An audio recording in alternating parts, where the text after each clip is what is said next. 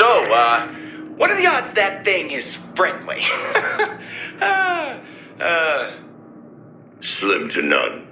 We need a plan. Right. Bruce. He's right, Cal. Until we know more, we need to treat this like an incursion waiting in the wings. I understand your caution, really. But that thing hasn't even fired a warning shot yet. Yet. I'm with Cal on this one. Diplomacy first, lead by example. Isn't that what we do? Okay, we try the warm fuzzies first, then, if things go sideways, we bust out the anti-UFO bat spray. Deal? I don't like it. I know, Bruce. And if I'm honest, neither do I. But we have an example to set. Especially today. This Brainiac wants to open negotiations aboard his ship. It's a trap. Agreed. That much is apparent. I hear you both. But we have to go in good faith. What if I had come to Earth and... Cal, buddy, I mean, let's be real. You didn't show up in a giant skull. I didn't choose how I got here, Flash. Now, I'll admit it's not the most inviting presence, but if we can avoid fighting altogether, we owe it to the people of Metropolis to try. They know the strength of the League, everyone does. Now let's show them our heart, our compassion. Our recklessness. We can't just leave Metropolis undefended. We'll be in the thick of it, Bruce. Talks get nasty, we toss that thing right back into space. We're in this together, gang. The five of us united, there's nothing we can't do. Let's show them our intentions. You know what they say about good intentions, Clark. I'm making an offer to you, Justice League. As my lieutenants, I will unlock your full potential to serve me. This planet doesn't need you to unlock its potential, Brainiac. Really, Bruce Wayne? Your limited human body constantly outpaced by its mind.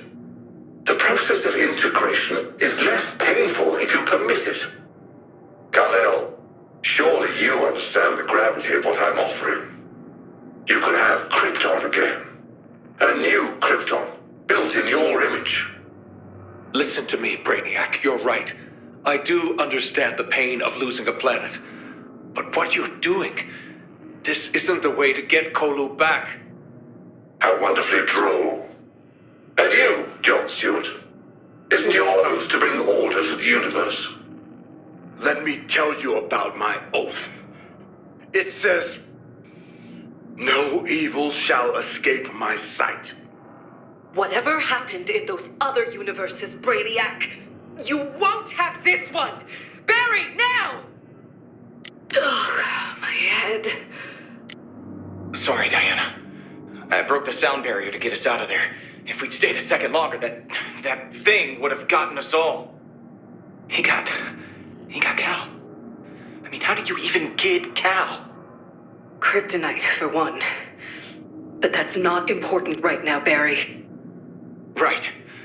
We need a plan. Do you have a plan? Civilians.